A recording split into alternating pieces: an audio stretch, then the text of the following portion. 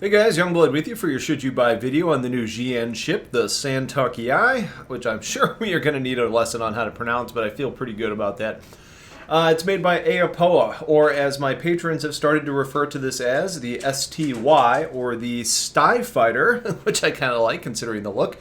It's worth noting that this is like the Car2All, where this is a true GN ship made by Aopoa, a GN manufacturer. That's available through trade agreements, not a recreation from a human manufacturer like Asperia. That being said, this is a version that is made for civilians and is not a mil-spec version used by the GN military.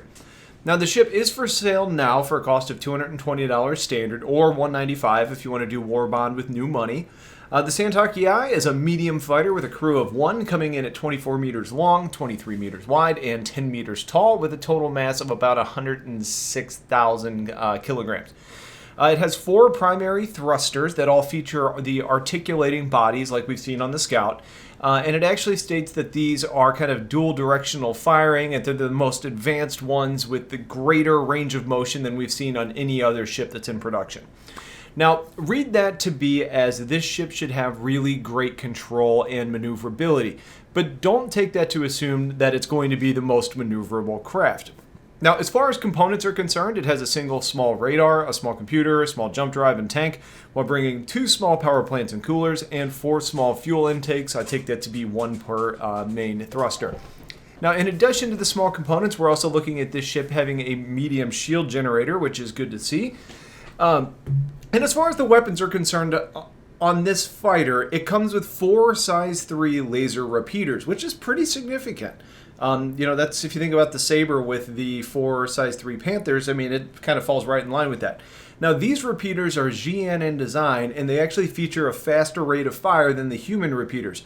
But that does come with the trade-off that they have a lower maximum heat threshold, which means that you're going to overheat the guns quicker than their human versions. Now, it also appears that these are fixed weapons, so don't expect to see size 4s on this. But on a ship this agile, you shouldn't really need gimbals to stay on target anyway, so I think fixed is a better bet at a larger size, but technically could you put on gimbals and run size 2s? Probably. In addition to what are known as the Yang 2 repeaters, you also bring along four size 3 missiles on two separate racks. Now, the stats page and the ship matrix both have different answers for how many of these missiles you're going to have on your ship, but the brochure states that you have 4, and that's what I'm going with. Primarily because 8 size 3s, or even 24 size 3s, depending on where you're looking, is a crap load of firepower. Size 3s do a lot of damage, and the documentation says that it has less weaponry than the Saber and the Super Hornet. So in order for that to make sense, it has to be 4 missiles. The other perk to assuming that instead of it being a higher number is there's less of a chance to be disappointed when it's clarified later. If it comes back and they say that there's 8 size 3s on this later, great, you get a perk. Now, luckily with this sale, we do get a Q&A post released on the same day that helps to answer some of the questions, especially about balance and how this compares to other ships. I think the natural first question is how does this compare to the Car2All? Well, they are different ships, being one's a Scout and one's a medium fighter. It's like comparing a Gladius or a Buccaneer to something like a Hornet. The Car2All is going to be faster. It's going to have better agility than the Sty Fighter, and it's meaning that it's really the Car2All is more of a pest and is harder to hit, while the STLYoungblood will be a bit sturdier and it's going to put out a lot more damage. They're inherently just really different ships, though, with different combat styles associated with them. That being said, when we start comparing the Sty to ships like the Saber or the Super Hornet, we'll find that this one ends up being much more agile than the Super Hornet, and at least somewhat more agile than the Saber. The difference is that it's not relying as much on smaller thrusters like the human ships do, with the primary thrusters to make the moves. You have the whole articulated engines, 4 of them, which are pointing in the right direction that you want to go, which means that you have larger bursts of power and more responsiveness in lateral movements, meaning that regardless of whether it's up, down, left, or right, you essentially have good responsiveness on like strafing types of moves. Now, comparing the human ships already mentioned in combat to the STLYoungblood is a really similar story as you'd probably expect it to be. The human ships are sturdier and they have better weaponry, or larger or more weaponry is probably the better terminology here, meaning they're more likely to be a slug-it-out type of ship, where the STY fighter would rather not be hit, and it uses its agility to avoid damage and taking the time and agility and quickness to line up shots where you can maximize damage through the extreme high rate of fire guns that it's bringing, and then continuing to avoid damage and get into a good position until that next burst of fire is going to be ready to be used again. It's not going to be as hard to hit as the Kar-2-All, but it's not going to be any treat to hit either. It's going to be a tough little fighter to go against. So, who might the Santoki Eye be right for? It's a really interesting ship, and actually a bit lower price than I expected it to be, though you're still paying more for the alien ship than you would for a human equivalent.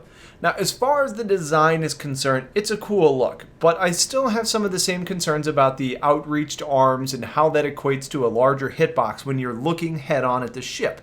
If you have fixed weaponry, you have to think that the person that's flying the Santoki Eye is going to have that full frontal face, big square facing the target. So if you're head-to-head in like a spinning type of battle, there's a relatively good hitbox there, but the agility should allow it to kind of stay out of that line of fire to some extent. I don't think it's quite as extreme as the Kar-2, but aside from the agility, it could be a little bit like you're being shot at when flying in a cube. If we look at it in a different way, like the Saber, for example, when you're looking head on, it's got a very flat profile. And I think that means that if you're a proficient pilot in a Saber, it's probably a little bit harder to land shots on that hitbox, not necessarily based on the agility or speed. Now, I think this ship is obviously a good candidate for the Alien Collector, because there's really only one other ship that's remotely similar to this. So you get the unique trophy in your collection. Now, I think someone who has quite a few other ships in their fleet might be interested in this too, because I think for those that only have a few ships or only want one fighter, the rarity of this ship could lead to longer respawn timers, so you might end up needing to wait longer just when you file a claim. But more importantly, I think the Kar-2 was something that was kind of similar to an M50 in a way. It's fast, it's agile, it's hard to hit, but it kind of has underwhelming weaponry at best, but could also be used for racing or scouting or intercepting. I think this falls into an interesting category.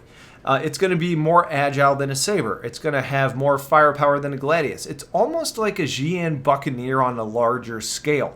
So if your favorite approach to combat is to lay down a lot of fire when you have a firing solution while trying to stay out of firing arcs, if that's already what you're kind of doing in game, but maybe you do that with a GN Scout and you think that the firepower is just underwhelming. Or potentially some of the Gladius or Buck pilots who already fly in this manner, I think you might find this ship to be a really good option.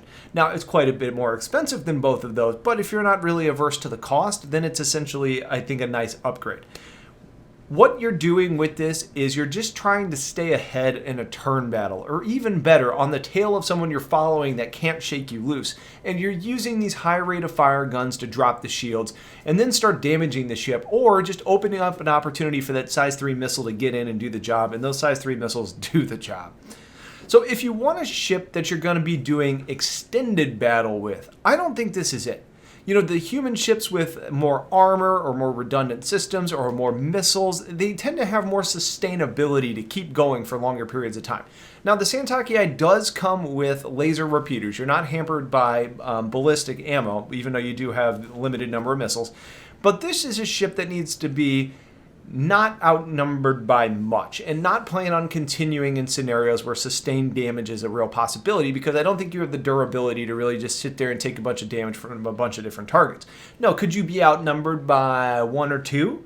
Yeah, I think you probably could, because you can be in a good situation, assuming a proficient pilot and depending on the proficiency of the pilots you're going against. I think this is a really great fit for someone wanting to bounty hunt for a kill. There's nowhere to put another person, but if it's a dead or alive type of contract and you want to go against somebody in asteroids, or for someone who's wanting an interceptor to chase fleeing targets down, I think it's a great option for like a scout too, especially if it's into dangerous areas where you know that there may be hostiles. I think this could also make a really great escort because it has a good amount of firepower.